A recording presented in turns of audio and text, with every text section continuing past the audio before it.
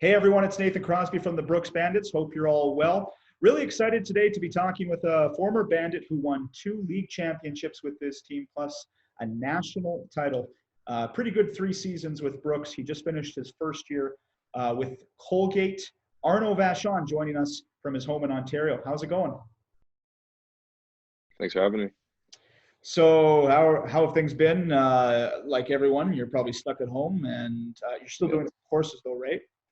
Yeah, still doing online courses. This is actually my last week before final exams. So pretty excited about that to finish off my freshman year, even though it's a weird way to end it off. But yeah, I've been keeping busy at home during quarantine here and been doing home workouts, just online school, try to watch some Netflix shows, keep busy. What kind of Netflix shows you watching? Finished Ozark, watched a bit of Money Heist with my parents. Um, some random reality TV shows on Netflix, and I don't know. I just watch random movies. Anything that's like newly released, I'd click on it and sit back and try to watch it. Well, I hope you haven't made the mistake I did and watched Too Hot to Handle. That's actually the one I just finished.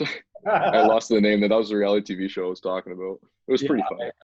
Arnaud, you just finished your first year at Colgate, and a weird finish because you guys had just won your first round over Brown, former teammate of yours, and Nathan Crosby on that team, who we were chatting with a few weeks ago about that. And you win that round, and then the season just ends. Take us through how it all wrapped up there unexpectedly. Yeah, it was a really weird finish, especially for my freshman year, but it felt good sweeping Plus in the first round there at home. But right after that, I think we were set to play Clarkson, but then teams just started slowly dropping out. I think the Ivy League started dropping out first from the playoff rounds, but then the ECAC said initially they were going to keep going with the playoffs.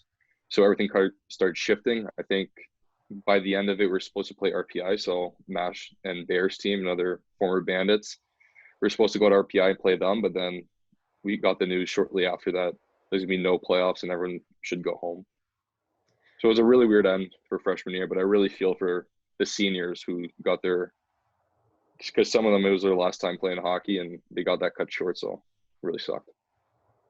And I was talking to Plessy a few weeks ago, and he mentioned, it's weird lining up against former teammates, and you want to be focused on your team, and you've moved on. Your friends off the ice, but there really has to be that winning mentality on the ice. What was it like from your perspective playing former teammates, and did you and Plessy share anything on the ice when that series was done? I thought it was pretty cool actually playing former teammates, because in warm-ups I'd look around and I see them skating their own end, which is weird because I played with Pless for the past 3 years and now I see them wearing a different jersey. On the ice, we both did our thing when it came to hockey, both try to win.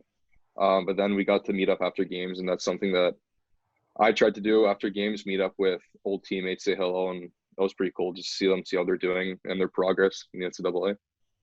How nice was it going to Colgate knowing that you can relate to a lot of the players on that team who have played in Mitch Benson, Josh McKechnie, Jared Cockrell, Andrew Ferrier was here for a bit. You're going to that culture and there's people that you can relate to. How much does that help you?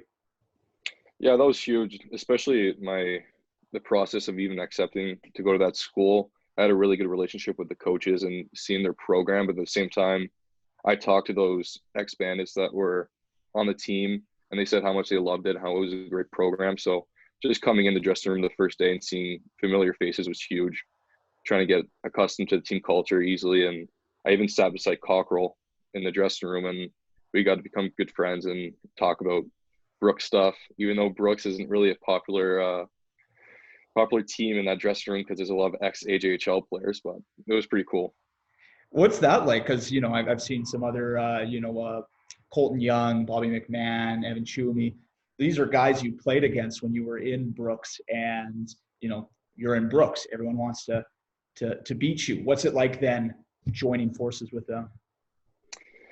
Yeah, it's funny just hearing all the stories about how their team saw the Brooks Bandits and how it was really Brooks Bandits versus everybody because no one likes us because we're a winning team. But It was pretty cool. I think the funniest one was Liam Watson-Braun, because he was on Prince George, and we beat them in the finals of our BC Cup, and we both got our rings pretty much at the same time, but mine's the national champion because it just said finalist, so got to rub it in a bit.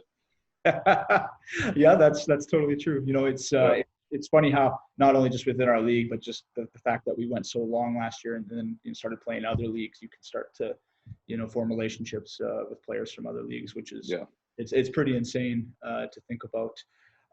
Looking back on last year and the team that won it all, we just passed the 1 year anniversary of the league championship, and I was thinking about when I was preparing for this chat, I was like, I'm trying to think of like a particular game that I really remember you as in. And the one that came to mind was the playoff series in 2019 against Canmore, Game 4 in Canmore.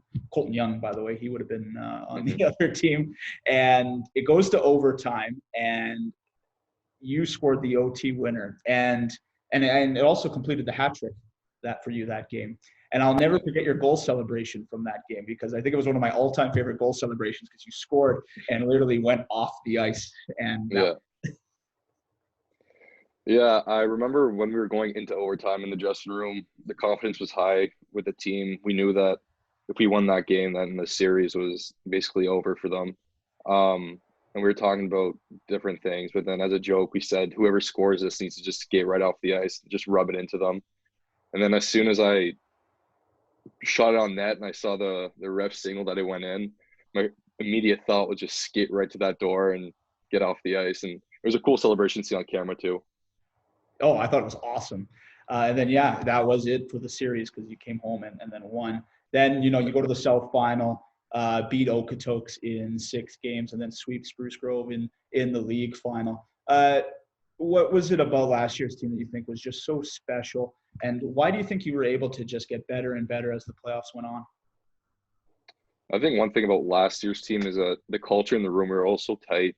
There was no cliques. There was nothing. We were like actually a big family, and that we broke a lot of records, but we knew that it'll get harder and harder as we move on. And we knew that we were never good enough. Even in practices, we saw that the compete level was super high, and everyone wanted that will to get better. And I think that's just what made us so much better than other teams when it came down to it. Just, it's not common that you sweep a team in the finals of the AJHL, but just we knew that we had so much work to do during the season, and that really paid off during the end.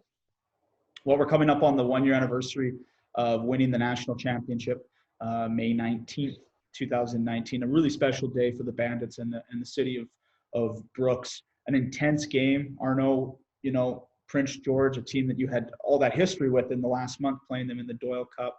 You played them in the round robin in the black jerseys. That was such an awesome game. I remember a photo of you from that game, with your hands up in the air, wearing those awesome black jerseys. And then you meet them in the final. When you look back on that week here in Brooks, what do you remember the most? That week was probably the best week of my life, just seeing, or my hockey career so far. Just seeing the community come together and supporting us. The rink, obviously all the press around us, UCTSN booth up there, it was pretty cool. But just the way our team reacted to everything, we took it super professionally, and we knew that it wasn't going to get given to us. It's all the best teams in Canada all into one arena. So just winning at home too was crazy. I always go back on YouTube and look at those game highlights and get goosebumps every time. Especially, I was lucky enough to be on the ice there, my final moments in the AJHL and as a Brooks Bandits, and winging it and seeing, like, getting all the boys together. I always get goosebumps just looking at that. What was going through you in the final seconds, and then after, when the buzzer sounded and you realized you did it? I watched that video so many times, and I'm pretty sure I threw my gloves when there was 1.4 seconds left because I was so excited. But they put a lot of pressure on us at the end there, and I had so many things going through my mind. I looked at the clock real quick to see where we're gonna have to be, if we could clear it, if we could ice it or anything. But it was crazy. So many things happened, and I was so happy that we won at the end. It was a really special time. Take us in the dressing room though, like before the game started, and there's 2,500 people plus in our arena. It's going to be on national television. What was said in the dressing room to keep everyone in check?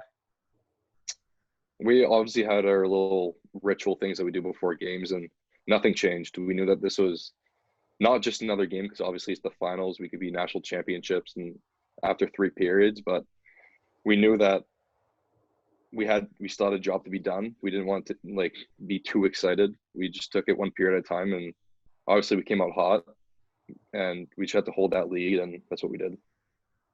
Yeah, it was certainly a special time, and what a way to end your career as a Brooks Bandit, along with a great team. As you said, it was a very tight-knit team.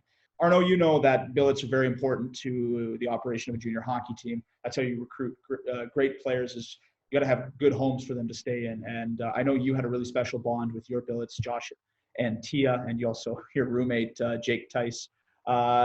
Just talk about your relationship with them and how that made your experience in Brooks that much better. Yeah, my relationship with Josh and Tia and Jake obviously is very strong. When I first visited Brooks, I got the opportunity to stay at Josh and Tia's just to see what the billet life would be like if I decided to come to Brooks. And immediately, like, they welcomed me in. We had a bond right away. And then meeting Jake, obviously, when I decided to go to Brooks, just the whole family dynamic that we had, it was like we did everything together. We had so many laughs. We cried together. Everything was amazing with them. And obviously, I love them to death. Jake, I talk to him every day. Obviously, my best friend. Everyone knows that. Everyone always make jokes about us in Brooks. They knew that we were always together.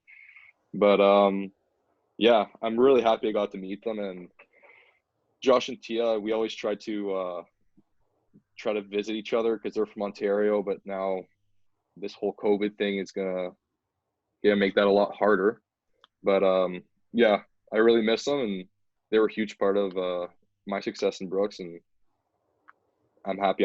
I appreciate everything they did for me too.